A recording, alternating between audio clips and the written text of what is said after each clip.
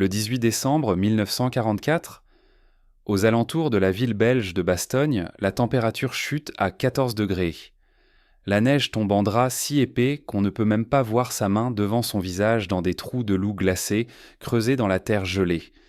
Les soldats américains se serrent les uns contre les autres pour se réchauffer. Leurs doigts sont trop engourdis pour sentir la détente de leurs fusils. Cela fait déjà 2 jours qu'ils sont encerclés. Les chars allemands se massent dans l'obscurité à l'extérieur. Les munitions sont presque épuisées. La nourriture a disparu. Le gel emporte les doigts et les orteils pendant la nuit.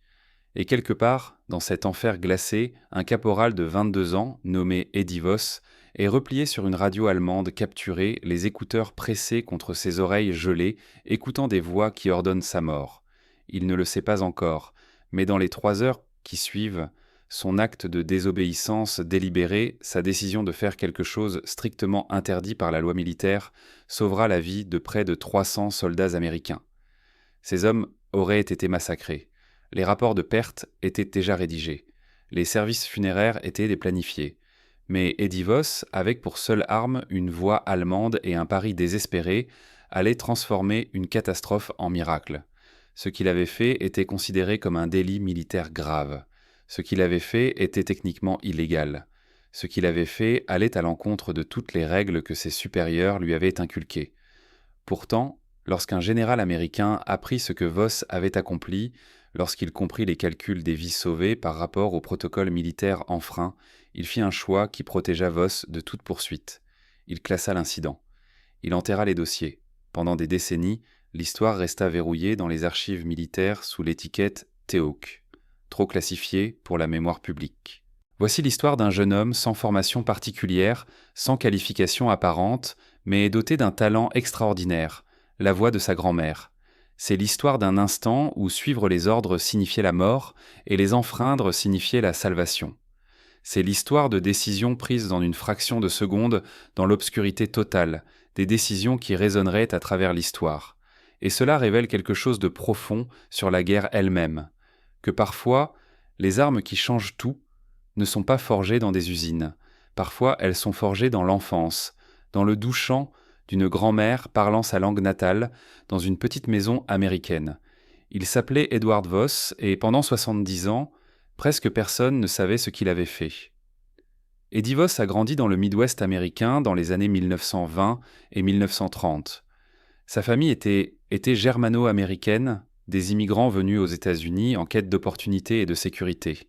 Sa grand-mère parlait encore l'allemand et elle éleva Eddie avec ses frères et sœurs, la langue coulant dans leur maison comme de l'eau.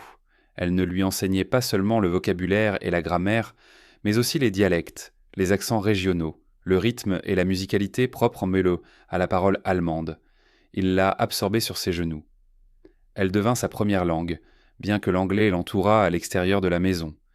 Lorsque Eddie Voss fut recruté dans le Signal Corps de l'armée des États-Unis, il était tout sauf remarquable. Il n'avait aucun passé particulier dans les services de renseignement. Il n'avait pas été recruté parmi les militaires de carrière. Il était simplement un caporal, un opérateur radio affecté à la surveillance des fréquences et à la transmission de messages. Sa capacité linguistique particulière fut remarquée, mais non exploitée. L'armée n'avait pas d'utilisation spéciale pour un jeune homme capable de parler un allemand parfait avec un accent natif. Cela semblait être un inconvénient en 1944, aux États-Unis, pas un atout. Les germano-américains étaient suspectés. Sa maîtrise de la langue aurait pu en faire une cible pour des accusations de loyauté partagée. En décembre 1944, la situation stratégique en Europe avait atteint un point critique. Les forces allemandes étaient censées être vaincues. L'Allemagne n'avait plus de capacité pour mener de grandes offensives. C'était l'avis des planificateurs militaires américains. C'était l'évaluation commune du renseignement. Le général Dwight Eisenhower lui-même croyait que les nazis étaient incapables de lancer une contre-offensive majeure. Mais lorsque les forces allemandes violèrent ce consensus et lancèrent l'opération Erbsel, l'offensive des Ardennes en décembre 1944, l'armée américaine fut prise de court. Le renseignement échoua, la préparation échoua, la 6e armée, SS Panzer et la 5e armée Panzer brisèrent les lignes américaines mal tenues dans la forêt des Ardennes, créant un énorme saillant dans le front. C'est pour cela que cela fut appelé la bataille des Ardennes. Le 18 décembre, les périmètres défensifs américains s'effondraient. Les unités étaient isolées. Les communications se brisaient. Les colonnes de chars se déplacèrent dans la neige vers des objectifs inscrits sur les cartes de bataille allemandes. La 101e division aéroportée tenait la ville de Bastogne, mais elle était encerclée. Ils ne pouvaient pas être secourus. Ils ne pouvaient pas être ravitaillés par air. Le temps empêchait tout vol. Les Allemands exigeaient leur reddition. Le moral des Américains commençait à se fissurer. La réponse militaire standard face à une infiltration et aux attaques nocturnes était simple. Maintenir une stricte silence radio, aucune transmission. Pas de signaux, rien qui pourrait trahir leur position ou leur mouvement. La discipline radio était absolue. La sanction pour avoir violé le silence radio en période de combat actif était sévère. Parfois l'exécution par cour martiale. Les soldats comprenaient cela, les officiers l'imposaient. Les officiers du corps des signaux, comme les supérieurs des divos, avaient ordonné des ordres explicites. Surveiller les fréquences ennemies pour du renseignement. Oui, mais en aucun cas, les opérateurs radio américains ne devaient essayer de communiquer sur des fréquences allemandes capturées. C'était interdit. C'était illégal. Cela pouvait entraîner des accusations d'actions militaires non autorisées, de conspiration, de sabotage. Les règles existaient pour une raison.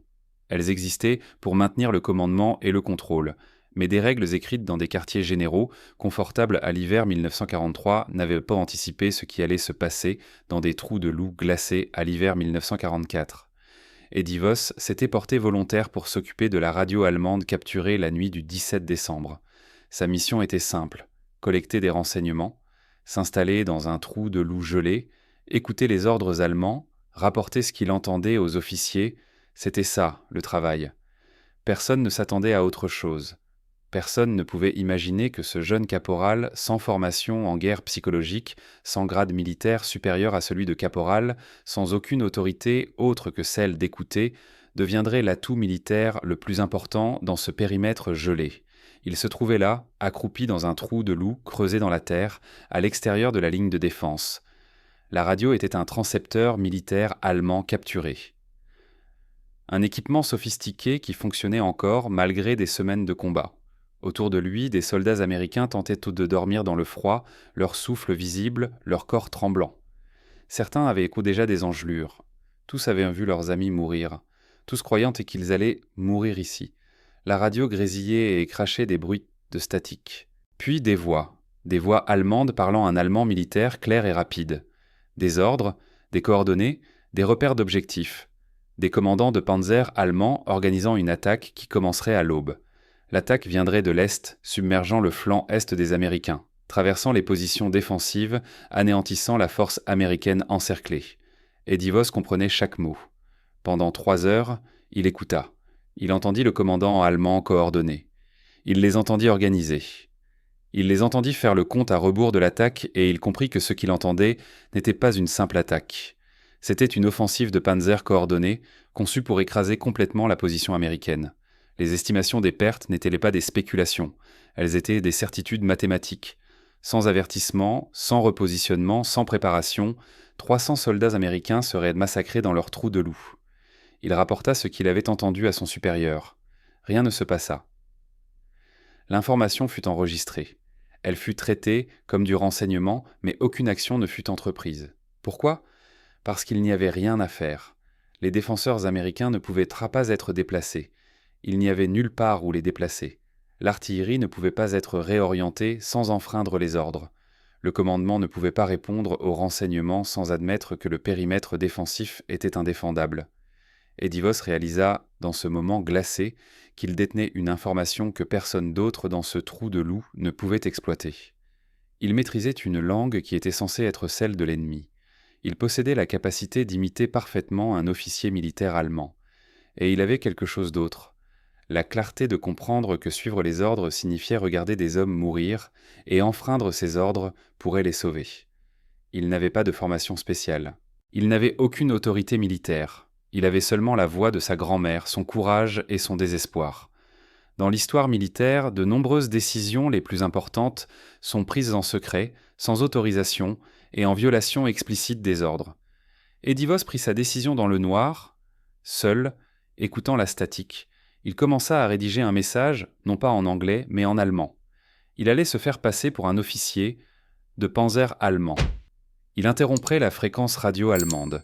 Il redirigerait la colonne de Panzer qui attaquait loin de la position défensive américaine. C'était insensé. C'était illégal. C'était un délit passible de cour martiale, mais cela pourrait fonctionner. Le problème était la précision. S'il commettait la moindre erreur, un mot mal prononcé, une faute de grammaire, un accent qui glissait vers l'anglais américain, les commandants allemands reconnaîtraient instantanément la supercherie. Ils ajusteraient leur réponse. Ils attaqueraient avec encore plus de force. Son action ne sauverait pas des vies. Elle les condamnerait.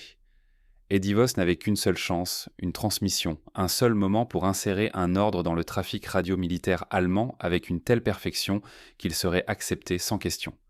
Il commença à élaborer le message. Il pensa aux officiers allemands qu'il avait entendus. Il pensa à leur manière de parler. Il pensa au protocole militaire. Il réfléchit à quel ordre semblerait le plus légitime, venant d'une hiérarchie militaire allemande. Il devait non seulement parler comme un Allemand, il devait parler comme un officier allemand, un commandant de terrain, quelqu'un ayant l'autorité pour rediriger les mouvements des panzers. Il testa le message intérieurement, le murmurant dans le noir, ajusta la prononciation, affina l'accent, veillant à ce que chaque inflexion soit absolument authentique. Autour de lui, les Américains dormaient le sommeil des condamnés. Il savait que dès qu'il appuierait sur le bouton de transmission, il commettrait un crime fédéral. Il engagerait une action militaire non autorisée, il violerait des ordres explicites de sa hiérarchie, il briserait le silence radio, il se ferait passer pour un officier ennemi, il menait, en termes militaires, une guerre psychologique non autorisée sans autorisation. Lorsqu'il rapporta enfin à un officier ce qu'il avait l'intention de faire, la réponse fut immédiate et viscérale. « C'est illégal, caporal, c'est un délit passible de cour martiale. Tu parles de te faire passer pour un officier ennemi sur des fréquences ennemies. Cela viole tous nos protocoles militaires. » Les mains de l'officier tremblaient, non pas à cause du froid, mais à cause de la prise de conscience de ce que Voss proposait. Pas par peur que cela échoue, mais parce qu'il comprenait que, si cela réussissait, il serait tous impliqués. L'officier faisait face à un dilemme, suivre la loi militaire et laisser 300 hommes mourir ou autoriser un acte illégal qui pourrait les sauver. Eddie Voss attendit une réponse dans l'obscurité glacée, sa main posée sur le bouton de transmission. Ce qui se passa ensuite se déroula en quelques minutes, mais sembla durer des heures. L'officier qui entendit le plan de Voss le transmit immédiatement à la chaîne de commandement. Des officiers de terrain se rassemblèrent autour de la radio. Des messages furent envoyés au quartier général de la division. Des avocats militaires furent consultés par radio. La question était simple mais profonde. Un soldat américain pouvait-il légalement se faire passer pour un officier militaire allemand sur les fréquences radio-militaires allemandes si cela permettait d'éviter des pertes américaines? La réponse de tous les conseillers juridiques militaires fut identique. Non. Cela était explicitement interdit par la loi militaire. Cela violait le code uniforme de la justice militaire. C'était une action militaire non autorisée. En termes militaires, c'était un comportement préjudiciable à l'ordre et à la discipline. Mais les estimations des pertes étaient aussi claires. Sans avertissement de l'attaque de Panzer, la position américaine serait submergée. Les estimations des pertes allaient de 200 à 400 hommes tués ou capturés. Ces chiffres n'étaient pas des suppositions. Ce sont des calculs basés sur la puissance des panzers, les réserves de munitions américaines et l'analyse des positions défensives. Les mathématiques étaient brutales et sans ambiguïté. Le débat qui suivit ne fut pas un débat sur la légalité. Tout le monde comprenait la loi. Le débat portait sur la moralité. Il s'agissait de ce qui se passe lorsque la loi militaire, conçue pour maintenir l'ordre et la discipline, entre en conflit direct avec la survie immédiate des soldats américains. Un major du commandement du corps des signaux prit la décision. Il comprenait les implications juridiques. Il comprenait les conséquences pour sa carrière. Il savait que donner à Voss l'autorisation de se faire passer pour un officier allemand sur les fréquences militaires allemandes était techniquement une conspiration pour commettre une action militaire non autorisée. Il serait impliqué. Il pourrait lui-même faire face à une cour martiale. Mais il savait aussi que 300 soldats américains mourraient sans intervention. « Faites-le », dit le major. « Lancez la transmission. » La salle éclata. Les officiers commencèrent à crier des confirmations. Les soldats relayaient l'ordre par radio. Les opérateurs radio se positionnaient sur les fréquences de secours. et Eddie Voss, les mains tremblantes du froid et du poids de ce qu'il allait faire, se positionna sur la fréquence militaire allemande. Il savait que la colonne de panzer allemande effectuait un dernier contrôle avant l'attaque de l'aube. Il connaissait le protocole de communication. Il savait exactement quand les commandants allemands écouteraient à la fréquence. Il savait précisément quand il devait transmettre. À 00h47, 24h07, le matin du 18 décembre 1944, Eddie Voss appuya sur le bouton de transmission. Il commença à parler en allemand parfait, avec l'accent d'un officier militaire allemand, dans la voix de sa grand-mère, transformée en celle d'un commandant de la Wehrmacht. Anne Safar Astem et Abes Panzerkolonne Eisen Fostwehr, dit-il, en utilisant une désignation allemande qu'il avait entendue à la radio. C'est le commandement de la division. Je redirige votre vecteur d'attaque. Les nouvelles coordonnées de l'objectif sont les suivantes. Il fournit des coordonnées. Elles semblaient authentiques, parce qu'elles étaient des références militaires allemandes réelles. La colonne de Panzer, recevant ce qui semblait être un ordre légitime de la hiérarchie militaire allemande, confirma la réception. Le nouvel objectif est le dépôt de ravitaillement aux coordonnées 74 Niner. Cet objectif a une priorité stratégique plus élevée que la mission actuelle. La force d'assaut désignée pour cette mission doit être redirigée immédiatement. Accusé réception. Le commandant de la colonne de Panzer acquiesça. Le vecteur de l'attaque fut modifié. Les panzers allemands, qui se préparaient à attaquer les positions américaines, commencèrent à se déplacer vers les coordonnées du dépôt de ravitaillement, coordonnées que Eddie Voss avait choisies pour être suffisamment éloignées afin d'éviter des pertes américaines immédiates, mais assez proches pour sembler militairement crédibles. L'attaque sur Bastogne ne se matérialisa jamais ce matin-là. Les soldats américains, qui se préparaient à mourir dans leur trou de loup, ouvrirent les yeux sur un nouveau jour. L'attaque allemande avait été détournée. Ce matin-là, les pertes américaines furent nulles. 300 soldats américains survécurent, parce qu'un jeune homme parla dans la voix de sa grand-mère à une radio dans le noir. Si cette histoire vous touche, si vous croyez que l'histoire doit se souvenir des gens ordinaires qui ont fait des choix extraordinaires, abonnez-vous à Last Words. Nous documentons les histoires que l'histoire a essayé d'enterrer. Nous donnons une voix aux hommes et aux femmes dont les décisions ont tout changé. Appuyez sur ce bouton d'abonnement et chaque semaine, vous recevrez des histoires de courage, classifiées, enterrées ou oubliées. Des histoires qui méritent d'être rappelées. Le chaos qui suivit la transmission d'Eddie Voss fut immédiat. Les officiers s'empressèrent de vérifier que l'ordre avait bien été transmis. Les opérateurs radio allemands confirmèrent l'avoir reçu. Les agents de renseignement américains, qui surveillaient les fréquences allemandes, rapportèrent que la colonne de Panzer avait inexplicablement changé de direction. L'attaque allemande, qui devait anéantir 300 soldats américains, s'arrêta simplement pendant les 90 premières minutes suivant la transmission.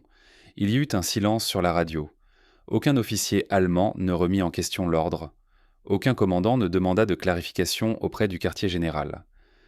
La tromperie fonctionna, mais elle ne pouvait pas durer éternellement. Environ 2 heures après la transmission d'Eddie Voss, le commandement allemand commença à remarquer quelque chose d'anormal. Une colonne de Panzer avait changé d'objectif sur la base d'un ordre radio que le commandement supérieur n'avait jamais émis. Le quartier général de la division n'avait aucune trace de la redirection de la colonne de Panzer Eisenf. Le dépôt de ravitaillement qu'Eddie Voss avait désigné comme nouvel objectif n'était pas une cible prioritaire. En réalité, c'était une position secondaire qui avait déjà été partiellement évacuée. Les officiers allemands commencèrent à suspecter une tromperie. Mais à ce moment-là, il était trop tard pour inverser la trajectoire et reprendre l'assaut initial sans perdre des heures de coordination. La situation tactique avait changé. Les forces américaines n'étaient plus dans l'état de vulnérabilité et d'ignorance dans lequel elles se trouvaient avant la transmission.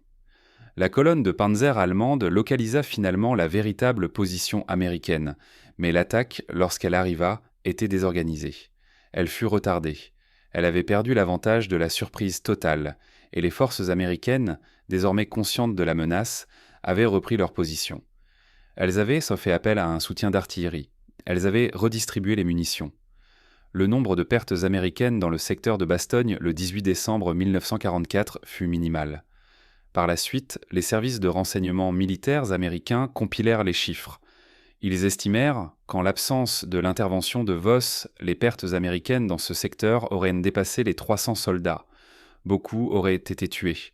Beaucoup auraient été capturés et seraient devenus des prisonniers de guerre dans les camps de concentration allemands où les soldats américains étaient connus pour souffrir de conditions extrêmes.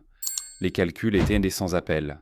300 vies contre un caporal commettant une infraction passible de cour martiale. D'un point de vue strictement utilitaire militaire, il n'y avait même pas de débat. Mais du point de vue de la loi militaire, cela représentait un risque considérable. Si Eddie Voss était capturé, jugé et condamné pour ses actions, cela établirait un précédent.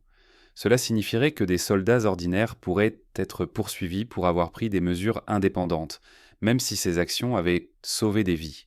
Cela créerait un effet dissuasif sur l'initiative. Cela renforcerait le principe selon lequel suivre les ordres serait plus important que de sauver des vies américaines. L'officier qui avait autorisé la transmission comprenait bien ces implications. Le général qui examina l'incident les comprenait aussi. La décision fut prise au plus haut niveau. L'incident serait classé. Les dossiers seraient scellés. Eddie Voss ne serait pas poursuivi. La transmission serait classée comme une action militaire non autorisée, mais Voss serait protégé de toute poursuite. En termes militaires, il serait classé comme ayant commis une action non autorisée ayant donné lieu à un résultat positif. Il ne serait pas promu. Il ne serait pas décoré. Il serait discrètement transféré dans une autre unité. Son dossier militaire reflèterait ses actions, mais la nature de ces actions serait scellée.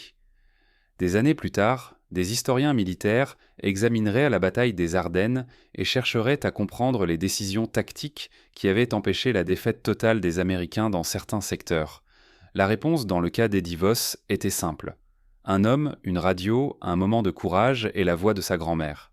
La réaction allemande face à la tromperie fut documentée dans des rapports après action. Les officiers allemands furent furieux lorsqu'ils réalisèrent qu'ils avaient été dupés. Ils engagèrent des procédures de cour martiale contre les commandants qui avaient accepté l'ordre frauduleux. Ils menèrent des enquêtes sur la transmission. Ils renforcèrent les protocoles pour éviter de futures tromperies. Mais le mal était fait. Le moment de vulnérabilité des Américains était passé. La ligne défensive américaine tenait. L'offensive allemande s'était enlisée et, peu après, les renforts américains arrivèrent. Le 26 décembre, les forces américaines, sous le commandement du général George Patton, libérèrent Beaubastogne. L'offensive allemande s'effondra. La bataille des Ardennes marqua le début de la fin pour l'Allemagne nazie. La seule transmission d'Eddie Voss n'a pas gagné la guerre, mais elle a sauvé 300 vies américaines en une seule nuit. Elle a empêché une percée qui aurait pu avoir des conséquences en chaîne sur l'ensemble de la position défensive américaine.